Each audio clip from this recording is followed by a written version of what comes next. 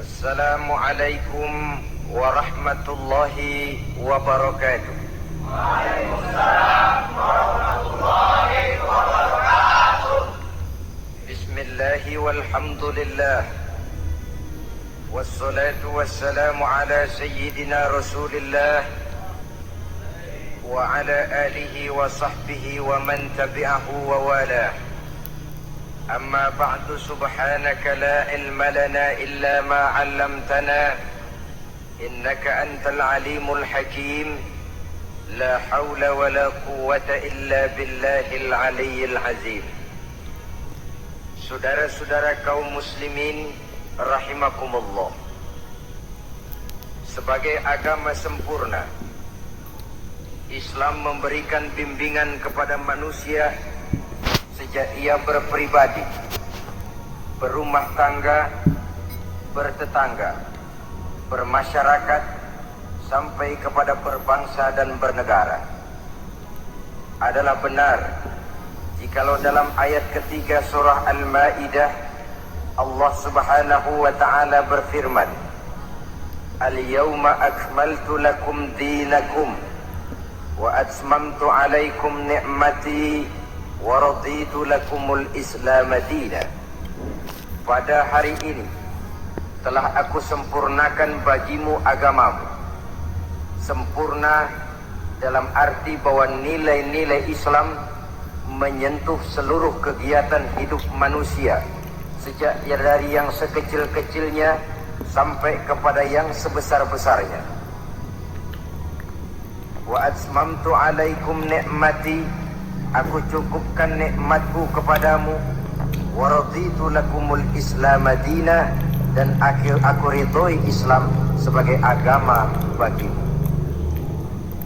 Pada pertemuan kali ini kita akan membicarakan cuplikan kecil dari bagaimana hak-hak hidup bertetangga menurut ajaran Islam.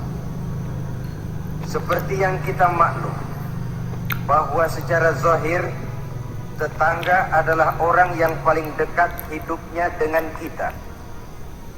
Apalagi jikalau kita adalah perantau, walaupun hakikatnya seluruh manusia di permukaan bumi ini adalah perantau.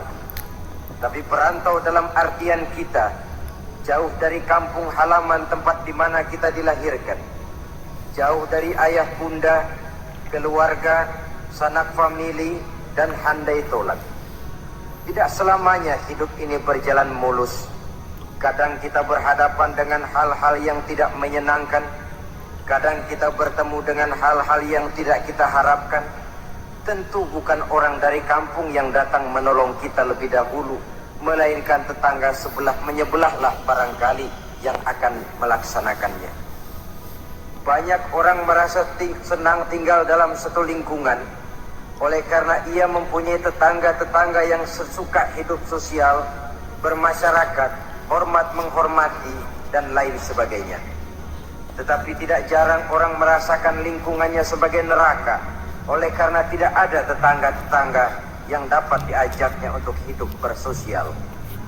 Demikian besar perhatian Islam terhadap hak-hak bertetangga ini, sehingga melalui hadis dari Abi Suraij Al-Khuzai, Rasulullah sallallahu alaihi wasallam bersabda, "Man kana yu'minu billahi wal yaumil akhir falyuhsin ila jarihi." Rawahul Bukhari wa Muslim. Beliau bersabda, barang siapa yang beriman kepada Allah dan hari akhir, hendaklah ia berbuat baik kepada tetangganya. Iman kepada Allah dan hari akhir dijadikan taruhan untuk memberikan stres agar kita bisa berbuat baik kepada tetangga. Dengan kata lain, hanyalah orang yang beriman kepada Allah dan hari akhir saja yang akan bisa berbuat baik kepada tetangganya. Kalau demikian masalahnya, bagaimana cara berbuat baik kepada tetangga? Dengan kata lain, apa hak-hak dalam kehidupan bertetangga itu? Melalui hadis yang diriwayatkan oleh Amru ibnu Shu'aib Rasulullah pernah bertanya kepada para sahabat di satu hari, "Atadruna ma haqqul jar?" Saudara-saudara, tahukah kamu apa hak tetangga itu? Beliau sendiri kemudian menjawab, pertama, izasta'ana bika a'antahu. Apabila ia minta tolong kepadamu, hendaklah kamu memberikan pertolongan kepadanya. Ini merupakan hak di dalam kita bertetangga. Apabila orang datang minta tolong kepadamu dan kamu memang berada dalam satu posisi yang sanggup memberikan pertolongan, janganlah berat tangan untuk menolongnya. Sebab biasanya di dalam kehidupan bermasyarakat, jika kita tidak sanggup menghormati orang lain, jangan berharap orang lain akan mau menghormati kita.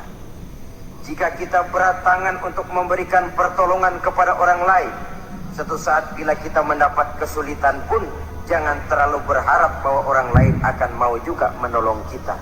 Bagaimana sikap kita, begitulah biasanya sikap orang lain kepada kita. Saudara-saudara kaum muslimin rahimakumullah, adat hidup adalah tolong menolong.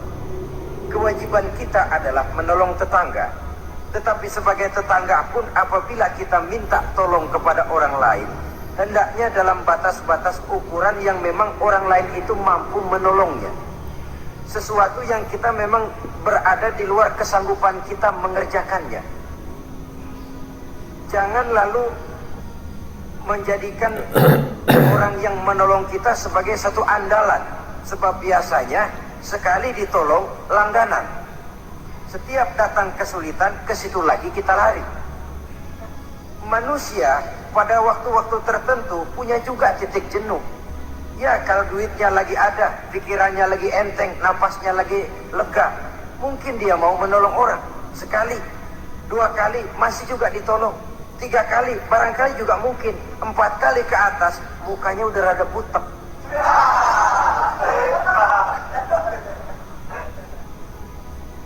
Saudara-saudara, oleh karenanya, walaupun adat hidup adalah memang tolong menolong, tolong menolong itu artinya kan take and give, saling memberi, saling menerima.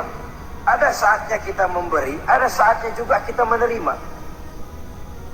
Tapi yang diajarkan oleh agama memang yadul ulia khairun min yadis sufla, seperti kata Nabi. Tangan di atas lebih baik daripada tangan di bawah. Artinya yang menolong posisinya lebih baik daripada orang yang meminta pertolongan. Tapi biasanya kita umumnya lebih demen minta tolong daripada nolongin. Bahkan sesuatu yang kita mampu pun, kalau masih ada yang mau nolongin, masih kita andelin tuh orang. Ya lu aja dah, lu aja. Padahal kita bisa. Akhirnya terdidik kita untuk manja, kehilangan kepercayaan kepada kemampuan diri sendiri. Saudara-saudara, jadi walaupun adat hidup adalah tolong menolong, tetapi jangan lalu mengandalkan sehingga kita tidak mau mengeluarkan kemampuan yang maksimal untuk melakukan usaha terhadap sesuatu yang memang kita masih mampu untuk mengusahakannya. Ini yang pertama. Yang kedua kata Nabi, wa izastan soroka nasorta, apabila ia meminta bantuan kepadamu, maka bantulah. Ada perbedaan antara ista'ana dengan istansoro. Ista'ana biasanya pertolongan dalam bentuk moral. Istansoro pertolongan, bantuan dalam bentuk material. Menolong dengan membantu. Membantu kelihatannya lebih real, lebih nyata. Menolong bisa secara moral. Keduanya diajarkan oleh agama. Orang yang datang minta tolong kepadamu, tolong dia. Orang yang datang meminta bantuan kepadamu dan kamu ada kemampuan untuk itu, bantu dia. Allah akan selalu menolong seorang hamba selama hamba itu masih mau menolong saudaranya. Allah selalu akan membantu seorang hamba selama hamba itu masih mau membantu saudaranya. Sehingga dengan demikian, orang yang kita tolong, mungkin dia tidak bisa memberikan balasan kepada kita. Orang yang kita bantu, barangkali juga tidak bisa memberikan balasan kepada kita. Allah yang akan memberikan balasan melalui jalan lain yang tidak pernah kita sangka-sangka barang sedikit pun. termasuk jenis yang min haitsu la yahtasib, termasuk jenis yang tidak kita perkirakan sebelumnya dari mana datangnya. Bahwa pertolongan kita kepada orang lain akan meluaskan jalan usaha kita, bantuan kita kepada orang lain akan melancarkan rezeki kita sendiri. Tidak ada orang jatuh miskin karena rajin membantu orang lain. Tidak ada orang jatuh bangkrut karena murah tangan rajin sedekah. Wah, dulunya dia kaya banget Pak, cuman kerajinan sedekah bangkrut sekarang. Belum pernah ada terjadi itu. Bukan bakhil yang menyebabkan orang jadi kaya, bukan sikap pemurah yang menyebabkan orang jatuh miskin.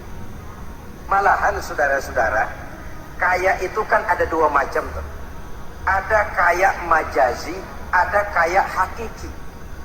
Yang dinamakan kaya majazi, orang yang banyak hartanya tapi miskin hatinya.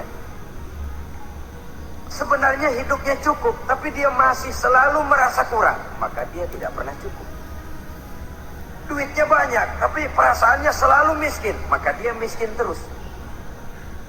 Duitnya 1 juta, hilang 1.000, yang 1.000 dia pikirin, botak palanya. Harta dia cukup, hati dia miskin. Itu yang disebut kaya majazi. Cuma kaya dalam arti kulit luarnya saja.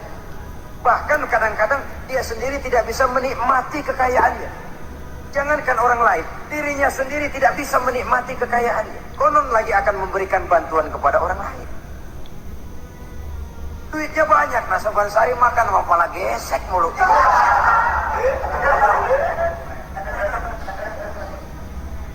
Jangankan orang lain, dia sendiri tidak bisa menikmati kekayaannya. Hawanya udah mau tekor aja udah. Saudara-saudara, nah yang dinamakan kaya hakiki, orang yang kaya hatinya, ini sumber kekayaan. Kalau dalam suasana keadaan hidup yang sekarang ini kita sudah merasa kaya, alhamdulillah, inilah yang diberikan Allah kepada kita. Miskin saya? Enggak, di bawah saya masih banyak orang yang lebih miskin lagi. Susah saya? Tidak, di bawah saya masih banyak orang yang lebih susah dari saya. Tidak punya duit saya, oh orang lain yang lebih tidak punya duit lagi dari saya masih lebih banyak. Orang yang kaya hakiki. Dari sini kekayaan berangkat, dari sini kekayaan dimulai. Oleh karena itu, biarin duit kita banyak asal hati kita kaya, nggak apa-apa. Daripada duit nggak punya, hati melarat, dah susah kemana-mana nih. Kesono sumpok kemari sempit. Saudara-saudara, jadi oleh karenanya, bantuan kita kepada orang lain akan melancarkan rezeki kita. Pertolongan kita kepada orang lain akan memudahkan usaha kita. Yakinlah itu. Karena Allah tentu tidak buta.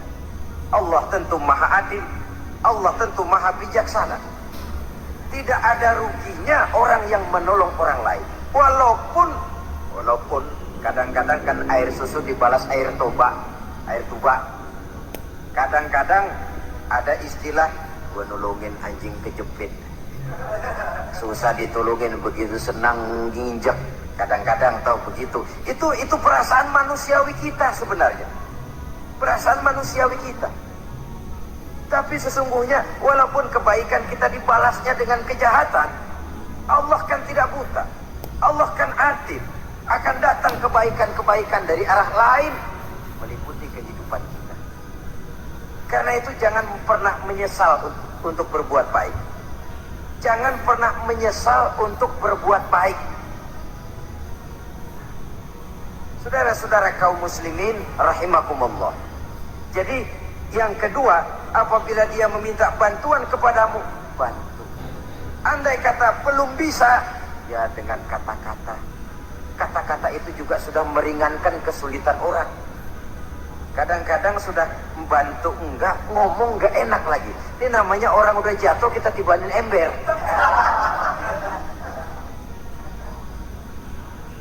Orang sudah datang minta bantuan kesulitan. Sudah gitu udah enggak kita kasih. Ngomong kita pahit bener. Potongan lu mau minjem duit apa ada harapan ganti.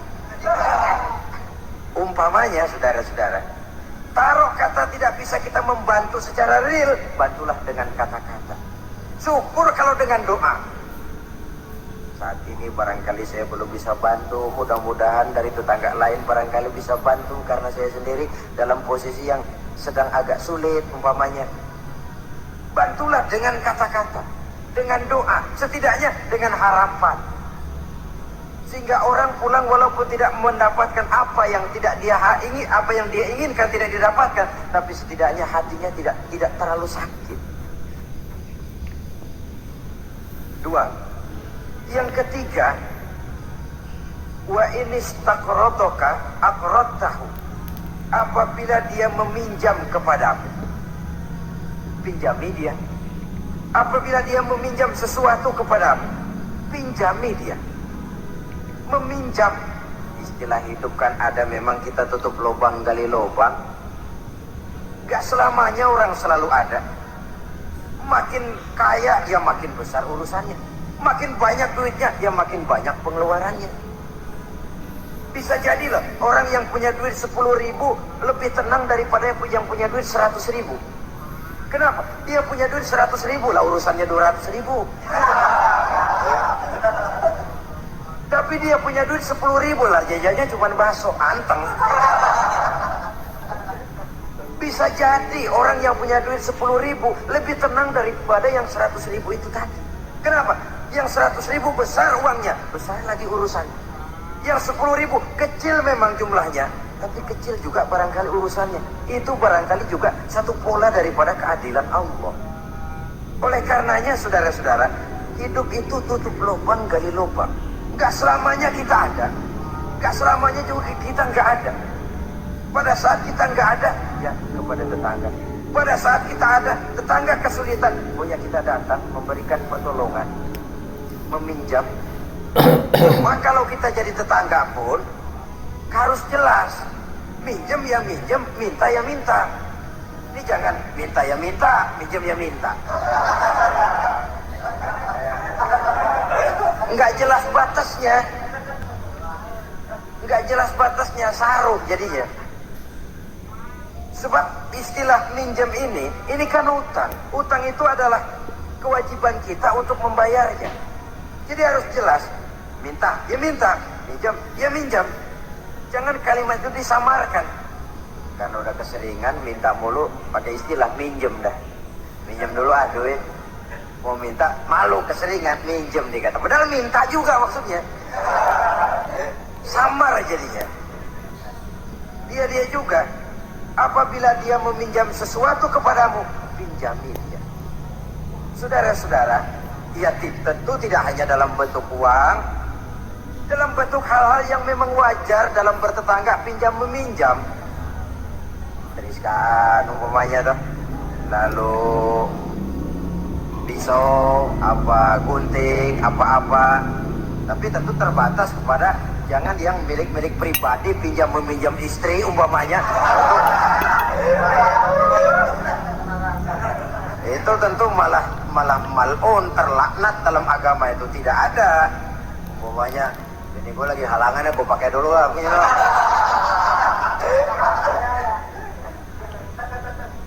Apabila dia meminjam sesuatu kepadamu yang kamu ada, punya, pinjami dia. Sebab satu saat pun pasti akan terjadi di mana kita juga bisa minjam kepada orang lain. Dengan demikian akan terjadi saling pengertian. Sebaliknya kalau kita ada, seret banget keluarnya. Orang minjem, kita ada, orang tahu kita punya, nggak kita kasih. Entar giliran kita perlu minjem, dia kan gitu juga, bayar utang. Jangan, kalau dia jangan dah, puyung bebuntut, jangan dipinjemin. Nah, dia begitu juga sama kita, kan begitu hidup itu.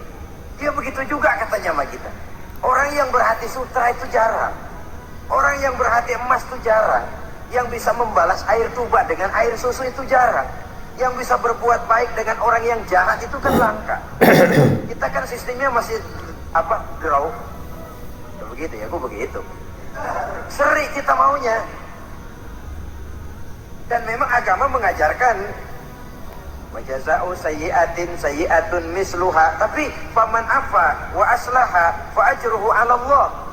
Balasan terhadap suatu kejahatan yang seimbang. Tapi kalau kamu berbuat baik dan mau memberi maaf, itu yang lebih baik dan itu yang akan dapat pahala.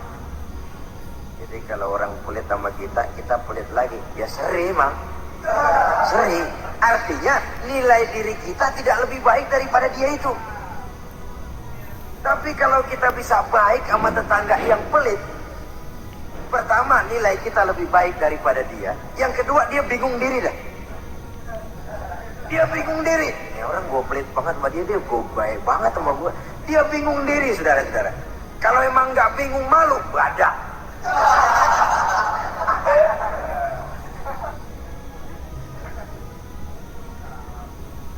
Berbuat baik kepada orang yang tidak baik kepada kita.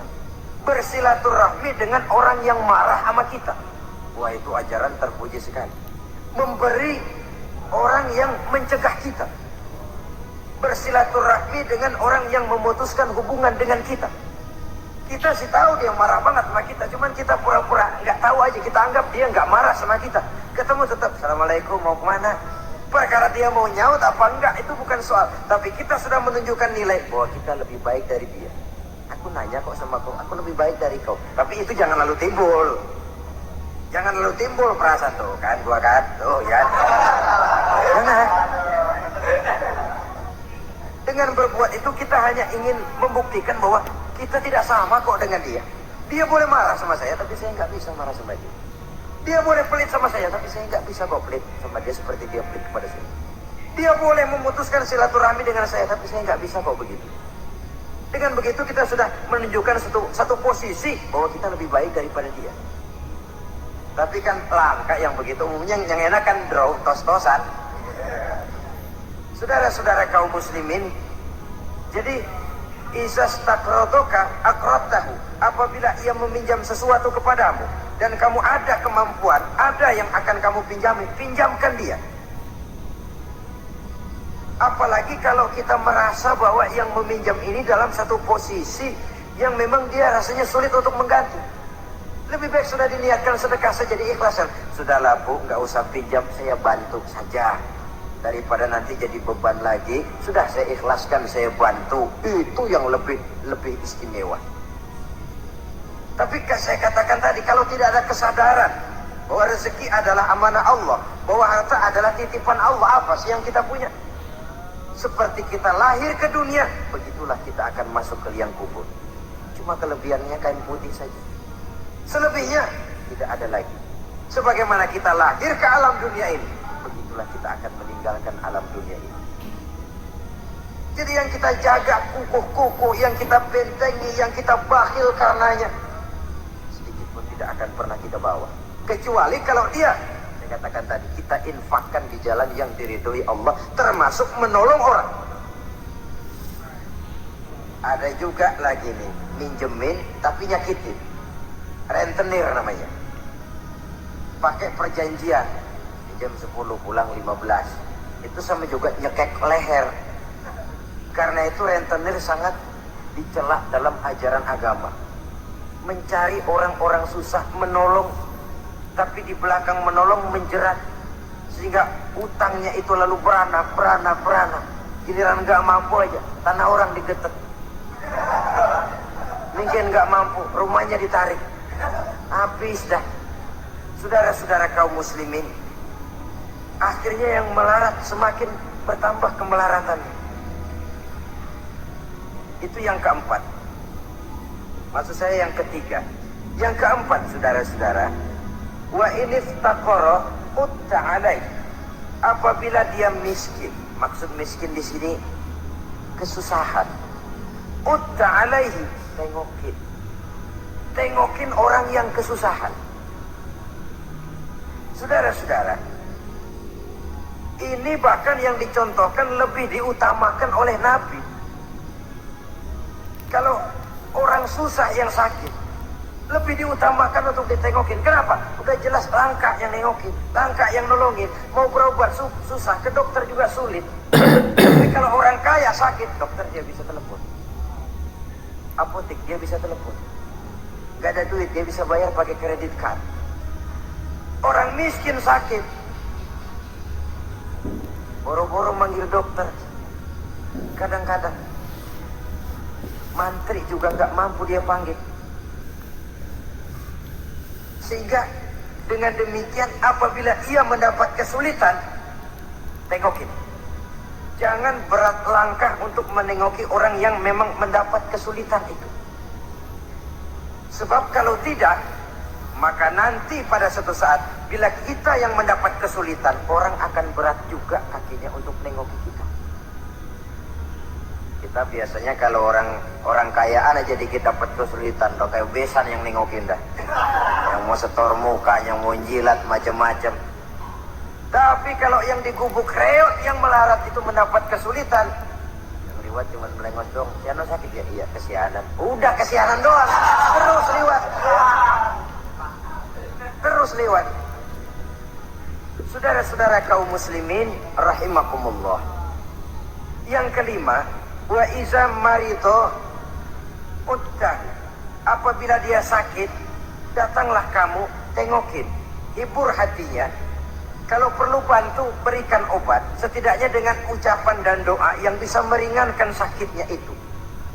Sebab ini kalau orang sakit ditengokin, itu kesannya itu mendalam sekali. Bukankah itu Quraisy yang ngeludahi Nabi masuk Islam oleh karena pada waktu sakit dia, Nabi yang nengokin. Tiap Nabi lewat ke masjid diludahin. Begitu itu orang sakit, Nabi pertama yang nengokin. Apa yang terkesan? Ya Muhammad, bukan main akhlakmu. Tiap hari kamu lewat saya ludahin.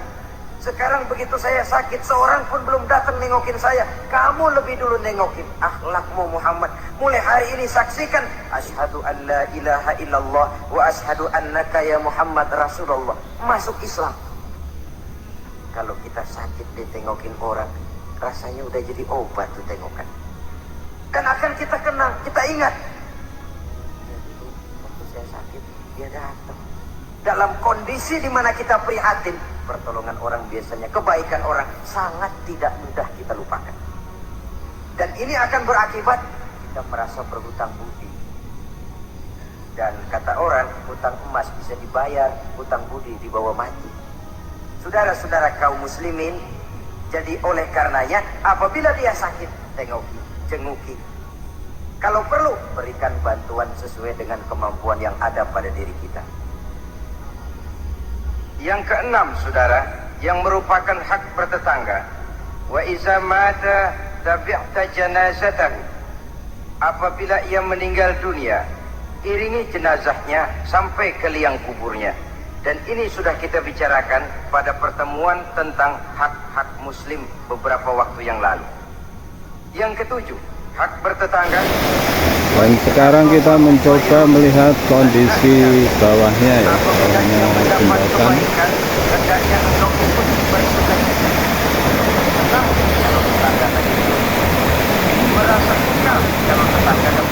Ini apa, sudah mulai menggantung, sehingga kalau tonasinya sangat besar maka bisa membahayakan.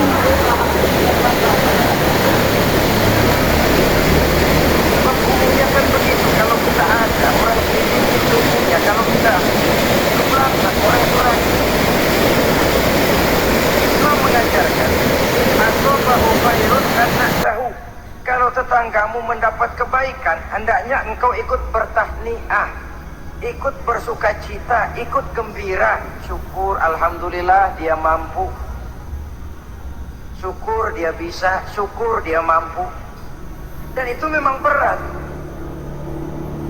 Kalau ini tidak ada, tidak kita miliki dalam diri, yang timbulkan hasud. Nah, hasud ini kata Nabi memakan amal seperti kayu api memakan kayu bakar. Hasud menyantap amal seseorang seperti api memakan kayu bakar. Kita sangka sembahyang kita udah cakep bener, tapi punya sifat hasud, maka nilai sholat kita itu bisa dimakan oleh sifat hasud tadi. Kita sangka puasa kita udah cakep banget, tapi hati berbulu, hasud Kalau orang Betawi bilang berak.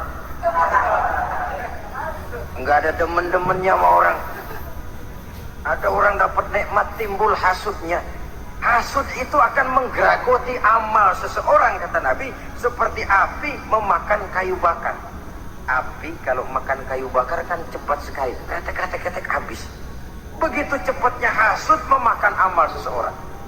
Jadi kita yang sudah rajin sholat, kita yang sudah tekun puasa, kita yang sudah rajin baca Quran, tahajud di waktu malam, jangan dulu lalai, jangan dulu sombong. Siapa tahu hati ini masih bersarang penyakit hasud. Tidak senang melihat orang lain dapat nikmat. Sempit hati kita melihat orang lain bahagia.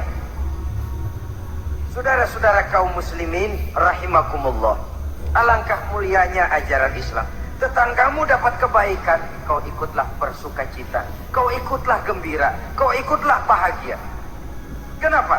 Kita umat Islam, jangankan bertetangga kepada sesama muslim, kepada yang non muslim saja hak bertetangga itu ada, apalagi kepada yang sesama muslim. Satu badan, apabila yang satu sakit, yang lain akan ikut merasakan sakit. Sering dicontohkan badan kita, saudara jalan tengah malam, asik jalan, jempol kesandung akar nangka, meletak.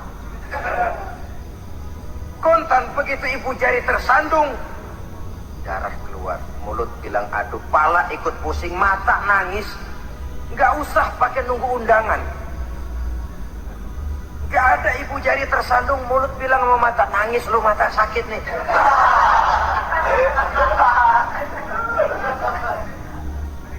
Kalau anak sekolahan bilang, ini yang disebut solidaritas sosial yang terjadi secara reflektif. Begitu tetangga senang, kita ikut senang. Tetangga susah, kita ikut susah. Reflektif. Sehingga dengan demikian, kita ini bagaikan satu badan. Apabila yang satu sakit, yang lain ikut merasakan sakit. Lebih dari sekedar darah, ras, kita diikat dengan akidah. Dari akidah yang sama, lahirlah rasa kesamaan, kesetiakawanan sosial istilah sekarang ini. Sehingga kesenjangan, bahwa yang kaya makin kaya, yang miskin makin bangkrut, tidak akan makin memuncak.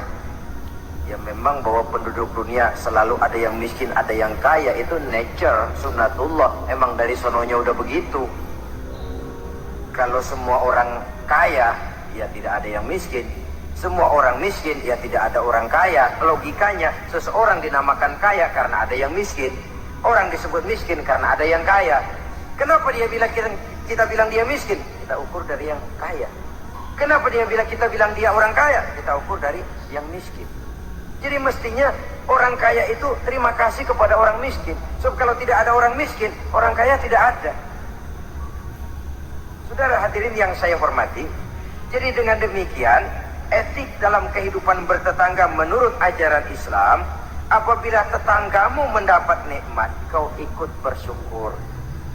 Kan langka yang begini nih. Yang ada, yang enak banget emang kita katain. Kita katain. Atau paling tidak kata-kata yang enggak enak. Lihatin aja dia mau kemana. Lihatin gitu. Segitu enggak senengnya lihat orang lain dapat nikmat. Yang kedelapan, lawanannya, wa in asobathu musibatun azzaitahu. Apabila ia mendapat kesulitan, azzaitahu, kamu hendaknya ikut bertakziah, ikut berduka cita. Dia mendapat kesulitan, kita ikut berduka cita. Kesulitan yang paling ringan sekalipun. Radionya hilang, televisinya hilang, istrinya umpamanya hilang. Umpamanya.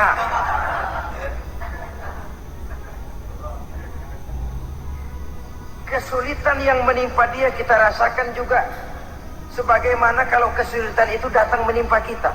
Kan ukurannya begitu. Saya kena begitu, enak enggak ya? Enggak enak, dia juga begitu, maka saya harus ikut seperasaan dengan dia. Ada kesetiakawanan itu. Tapi memang dalam kehidupan lebih mudah cari teman yang mau diajak ketawa daripada cari teman yang bisa diajak nangis. Sehingga kata seorang penyair, in zada mali kullun nasi khulani wa in qalla mali fala khillun yusahibuni. Kalau harta saya banyak, semua orang mau nemenin saya, tapi kalau saya jatuh miskin, kagak ada yang nongol. Kalau kita lagi basah nih, rezeki lagi lancar, yang tumben ketemu ngaku encing sama kita. Iya, lagu encing lu ini. Ketemu baru itu encing gitu. Tapi begitu kita bangkrut, melarat, bangpak, rusak, laler, gak nemplok. Laler sekarang tahu juga orang susah rupanya. Begitulah kehidupan sesungguhnya, tapi tidak begitu yang diajarkan oleh agama. Saudaramu, tetanggamu mendapat kesulitan, kau hendaknya ikut juga berduka cita. Jangan senyum di atas penderitaan orang lain, jangan menari di bangkai orang lain, jangan tertawa di atas tangisan tetangga, jangan asal senang sendiri. Karena itu pernah dicontohkan, kebebasan kita hakikatnya dibatasi oleh kebebasan orang lain. Kebebasan mutlak tidak ada. Kalau saya beli radio, kalau saya berpikir menurut saya sendiri, radio gue, yang beli gue, pakai duit gue setel di rumah gue, sekeras-kerasnya, ada apa lu pada? Itu kan kalau menurut saya. Tapi tetangga sebelah saya kan juga mikirnya begitu. Mata gue, yang ngantuk gue tidur di kamar gue, ngapa suara radio lu masuk kemari?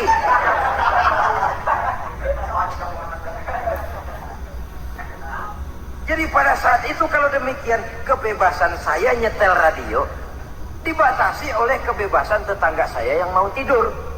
Ini yang disebut hurriyatul mar'i mahdudatun bi hurriyati ghairihi. Kebebasan seseorang dibatasi oleh kebebasan orang lainnya. Kebebasan dalam arti mutlak. Betapapun saya senang wayang golek, senang bukan main. Tapi kalau sudah jam 3, tetangga saya sebelah mau tidur dengan aman tanpa perlu harus diganggu. Kalau begitu, cukuplah saya dengar saja karena saya senang. Tetangga saya belum tentu senang juga dengan wayang golek. Jangan cuma memperturutkan kesenangan. Oh, pokoknya emang saya hobi banget wayang golek, masa bodoh jam 3 kayak setel habis dah masih ayo nama gening udah.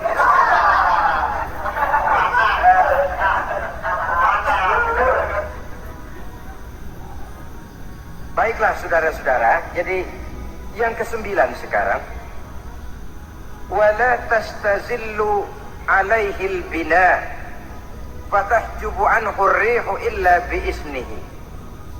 Jangan meninggikan, jangan melebihkan bangunan sehingga menutup jalan angin kecuali dengan izinnya. Nah, ini yang sering terjadi. Kadang-kadang tanah gua, emang apa gua bangun diri di atas tanah gua. Kadang-kadang pas-pasan bangun tembok di tembok orang. Kadang-kadang tembok orang aja pakai dapur. Ya kalau dengan izin sih nggak jadi soal. Boya dikasih jarak begitu. Kadang-kadang ngambil pas sehingga jatuhnya air genteng kita ke tanah orang lain, itu pun kalau tidak dengan izin orang yang bersangkutan, itu sudah mengganggu hak bertetangga. Saudara-saudara, begitu etisnya Islam melindungi hak-hak orang lain, sehingga jalan angin saja kalau orang lain jadi sumpah, itu sudah mengganggu etika bertetangga. Walaupun batas tanahnya memang itu, tapi boleh dikasih jarak setengah meter, 1 meter untuk lintas angin supaya ada sirkulasi udara dan lain sebagainya. Sehingga dengan demikian akan timbul saling pengertian. Dan kalau sudah ada saling timbul pengertian, maka kenikmatan bertetangga itu ada. Nah, lebih celaka lagi kalau nanti jor-jorannya jor-joran bangun-bangunan. Bangun 2 tingkat, gua 3 tak. Yang sebelahnya 4, yang sebelahnya 6. Kalau sudah begitu, apalagi motifnya untuk menunjukkan bahwa saya lebih hebat dari tetangga sebelah, kita akan terjebak kepada alhaakumut takatsur hatta zurtumul maqabir. Lalai oleh karena berlomba memperbanyak itu saja. Kebanggaan materi. Kebanggaan terhadap sesuatu yang kalau kita kembali menghadap Allah tidak akan pernah kita bawa. Itu yang kita agulkan. Kebun saya, mobil saya, tanah saya, pabrik saya. Tidakkah juga dia bertanya, kalau saya mati, apa yang akan saya bawa? Pabrik itu, kebun itu, peternakan itu akan ikutkah bersama saya ke liang lahat? Kebanggaan material, karena itu sering melahirkan status sosial, dikejar-kejar orang. Tapi kebanggaan moral, yaitu bekal yang cukup di saat kembali kita menghadap Allah, memang tidak kelihatan, jadi dia tidak bisa jadi status simbol yang melahirkan kebanggaan. Yang ke-10, wala tu'zihi, jangan menyakiti tetangga, baik dengan ucapan ataupun juga dengan perbuatan. Ucapan ataupun perbuatan. Wa idza istaraita fakihatan fa ahtilah, apabila kamu membeli buah-buahan, bagi itu tetangga, bagi tetangga. Wa illam taf'al, kalau memang tidak bisa membagi, belinya juga pas-pasan, boro-boro bagi, ngatur anak sendiri juga bingung. Renato anak 6 bagaimana ini? Umpamanya boro-boro bagi untuk jatah anak sendiri kita bingung. Wa illam taf'al, kalau memang kamu tidak bisa bagi, fa adkhil hasirron, jangan demonstratif, bawa ngumpet-ngumpet jalan belakang kek, jangan diteng-teng tuh duren di hidung tetangga. Duren oi, duren. Fa adkhil hasirron, bawa masuk ngumpet-ngumpet.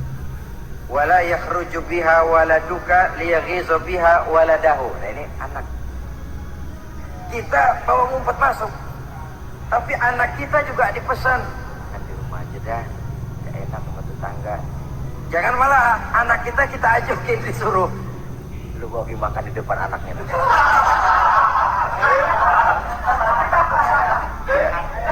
biar dia jalam-jalam gitu. Karena itu tentu akan menyakiti perasaannya. Apalagi kalau dia lihat, ya tetangga kita sih mungkin nggak minta, tapi etisnya kan begitu, etisnya. Lu kok kayak hidup sendirian sih, bawa rambutan sekarung, sebelah kayak kebagian dikit, enggak, apa dimakan semua sekarung kan? Orang berpikir begitu. Dia mungkin nggak, jangankan minta, berharap pun enggak, tapi etisnya bertetangga itu. Kalau kau membeli buah-buahan, bagi tetanggamu, hadiahkan tetanggamu. Andai kata tidak bisa dilakukan itu, jangan demonstratif. Saudara-saudara, bukankah ini pada hakikatnya menjaga perasaan? Karena bertetangga itu peka sekali. Apalagi bagi kita yang tinggal di perkampungan dengan perumahan yang rapat, atau di komplek-komplek di mana persaingan kelihatannya dalam satu level itu begitu menyolok. Kadang-kadang status suaminya, pegawainya sama, golongannya sama, tapi sebelah punya kulkas, sebelah enggak, murung. Sebelah TV-nya berwarna, sebelah hitam putih, meriang. Sebelah beli motor, sebelah enggak, bengek. Sering terjadi hal semacam itu, menimbulkan psikosomatik. Itu sering diceritakan, dibakar oleh perasaannya sendiri. Tinggal lagi di komplek, di mana kelangsungan kehidupan kelihatan betul sehari-hari. Sering terjadi, tangganya sebelah beli motor, yang sebelah meriang. Besokannya beli kulkas, dia bikin gawat, masuk rumah sakit. Di rumah sakit dengar tetangganya beli mobil, mati.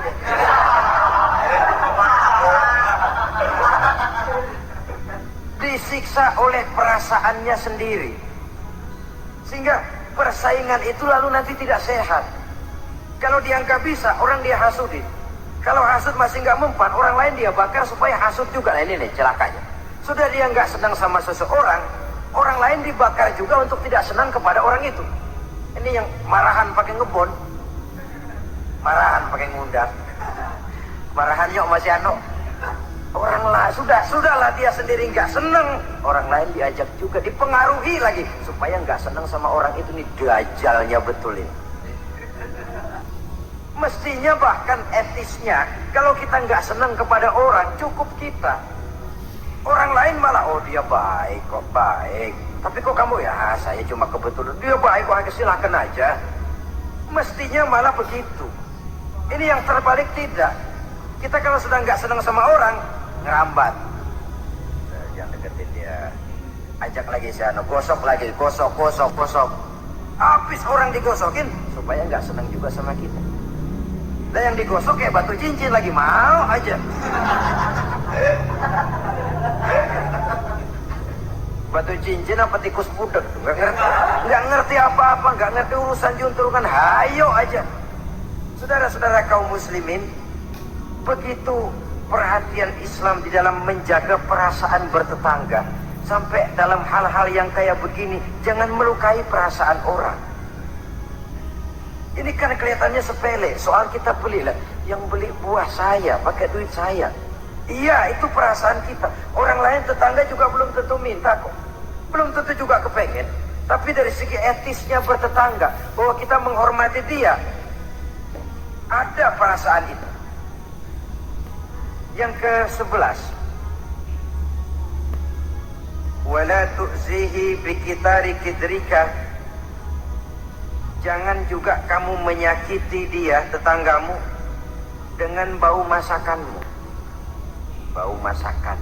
Ini yang dimaksud tentu tetangga sebelah kelaparan. Kita udah nggak membantuin ngirimin makanan, baunya doang kita kirimin. Tinggal dia celam-celam, beleweran, tulir. Saudara-saudara, ini juga termasuk demonstratif. Nabi mengajarkan, iza tobakhta marokatan fa'aksir ma'aha wa ta'ahad jironaka. Apabila kamu bikin sayur, banyakin kuahnya, bagiin tetanggamu. Tapi jangan ditafsirkan mentah ini hadis. Begitu nyayur, kuah mulu. Tangga semua kebagian ya, cuman air. Ya tidak berarti harus ditafsirkan secara mentah demikian itu, saudara-saudara. Tapi ini ada kaitannya dengan yang ke-11 tadi, bahwa menjaga perasaan bertetangga. Kemudian pertanyaan ini ditutup oleh Nabi, summa qala atadruna ma haqqul jar. Sudah tahukah kamu apa hak tetangga itu? Wallazi nafsi biyadihi la yuballighu haqqal jar illa man rahimahullah. Demi yang jiwaku berada di tangannya, demi Allah, orang sulit untuk memberikan hak tetangga, untuk menyampaikan hak tetangga, kalau bukan dengan rahmat Allah. Sebab hanya rahmat Allah itu yang datang di hati kita. Kita bisa menolong orang lain, kita bisa membantu orang lain. Kalau tidak ada rahmat Allah di hati sini, sulit loh, berat nolong orang itu. Kalau tidak ada rahmat Allah di sini, orang lain dapat kesenangan, kita ikut gembira, itu sulit. Kalau tidak ada rahmat Allah di sini, orang lain dapat musibah, kita merasa juga dapat musibah, sulit. Hanya orang yang di hatinya ada rahmat Allah yang punya perasaan seperti itu. Itu Nabi sumpah, wallazi nafsi biyadi, demi Allah yang jiwaku berada di tangannya. Yang bisa menyampaikan hak tetangga hanyalah orang yang memang dapat rahmat dari Allah Subhanahu wa ta'ala. Dia minta tolong, kita tolong. Dia minta bantuan, kita bantu. Dia minjam, kita berikan pinjaman. Dia miskin, kita tengoki. Dia sakit, kita jenguk. Dia meninggal, kita iringi jenazahnya. Dia dapat kebaikan, kita ikut gembira. Dia dapat kesulitan, kita ikut bersedih. Kita yang mendapat nikmat, sedikit kita bagi dia, kita berikan kenikmatan. Kalau bukan rahmat Allah, rasanya sulitlah untuk berbuat seperti itu. Hanya dengan rahmat Allah. Dan oleh karena dengan rahmat Allah, maka rahmat itu tidak diberikan kepada setiap orang. Artinya, walaupun kita setiap orang barangkali tahu tentang hak bertetangga seperti ini, tapi tidak setiap orang bisa menjalani hak-hak bertetangga seperti ini. Saudara-saudara kaum muslimin rahimahullah, akhirnya kita manusia sebagai zon politik, makhluk sosial yang memerlukan keberadaan orang lain. Kita menyadari tidak seorang pun di antara kita yang sanggup memenuhi keperluan hidup kita secara sendirian. Kita perlu orang lain, sebagaimana orang lain juga memerlukan kita. Oleh karena itu, mengukur orang lain dengan diri sendiri, merupakan satu cara untuk menegakkan hak-hak bertetangga. Kalau saya digituin enak nggak? Nggak enak. Orang lain juga begitu. Kalau saya digini enak nggak? Enak. Orang lain juga begitu. Apa yang tidak enak terjadi pada diri kita, tentunya akan tidak enak juga jika terjadi pada diri orang lain. Sepanjang itu yang jadi barometer, kita tidak akan merasa benar sendirian. Sebab orang benar itu bagus, tapi merasa benar itu yang jelek. Orang pintar itu baik, tapi merasa pintar itu yang jelek. Sebab tatkala kita merasa bahwa kita benar, sebenarnya bahwa kita paling benar, sebenarnya iblis sudah masuk ke dalam hati kita. Ditumbuhkannya sikap ujub, menganggap remeh orang lain, menganggap enteng orang lain, merasa dihinggapi oleh penyakit superioritas kompleks, kata orang. Merasa dialah yang paling segala-galanya. Dan ini sudah penyakit hati yang juga sangat berbahaya. Karena ujub pun termasuk bisa menghancurkan amalan kita dalam kehidupan ini. Oleh karenanya, maka di dalam hak-hak bertetangga ini, apabila hak ini kita tidak berikan, tentu ada sanksinya. Ya, sanksi sosial dalam kehidupan di dunia ini, kita akan terkucil. Tinggal di tengah masyarakat, tapi dikucilkan. Keberadaan kita dianggap sama dengan tidak ada. Kan gak enak orang begitu. Ada, tapi dianggap gak ada. Yang begitu, lewatin aja dah, cuekin aja. Ada, masih ada, sudah dianggap nggak ada. Apalagi udah nggak ada beneran, orang lupa banget. Ada, dianggap nggak ada. Alangkah ruginya kalau sampai hal itu terjadi pada diri kita. Keberadaan kita, eksistensi kita ini, kalau bisa memberikan warna dan dampak dalam kehidupan, keberadaan kita itu diakui oleh lingkungan. Sehingga dengan demikian kita punya nilai, walaupun itu yang bukan kita cari, tapi nilai itu akan memberikan poin di dalam kehidupan kita di tengah-tengah masyarakat. Jangan lupa, masyarakat punya hukum yang tidak tertulis, tapi kekuatannya lebih kuat dari hukum tertulis. Kejam, sehingga orang bilang sekali arang tercoreng di dahi, selamanya akan selalu dikenang. Karena itu, pandai-pandailah kita hidup bermasyarakat, pandai-pandailah kita hidup bertetangga. Karena memang Allah Subhanahu wa ta'ala menjelaskan, ya ayuhan nas, inna khalaqnakum min zakari wa unsa, wa ja'alnakum syu'uba wa qabaila lita'arafu, inna akramakum indallahi atqakum. Wahai manusia, sesungguhnya telah kami jadikan kamu dari laki-laki dan perempuan. Kami jadikan kamu bersuku-suku dan berbangsa-bangsa, tidak untuk berpecah belah, tidak untuk saling silang, tidak untuk bersengketa, tidak untuk memusuhi dan menumpahkan darah, saling menghina, meremehkan dan mengentengkan orang lain. Tujuan kamu diciptakan dari laki-laki dan perempuan, bersuku-suku dan berbangsa-bangsa, tidak lain lita'arafu, agar kamu saling mengenal satu sama lain. Saling mengenal, bukan saling tidak mengenal. Jangan sampai terjadi tidak mau saling mengenal. Quran memberikan peringatan, tujuan penciptaan laki-laki perempuan, bersuku-suku dan berbangsa-bangsa, tidak lain adalah agar kita satu dengan yang lain saling mengenal. Inna akramakum indallahi atqakum. Yang paling mulia bukan yang rumahnya paling bagus, yang paling mulia bukan yang kendaraannya paling hebat, yang paling mulia bukan yang hartanya paling banyak. Inna akramakum indallahi atqakum. Yang paling mulia di antara kamu dalam pandangan Allah adalah orang yang paling bertakwa kepadanya. Ke arah itu kita berjalan, dan ke arah itu kita membina kehidupan bertetangga, menjadi tetangga yang bertakwa kepada Allah Subhanahu wa ta'ala.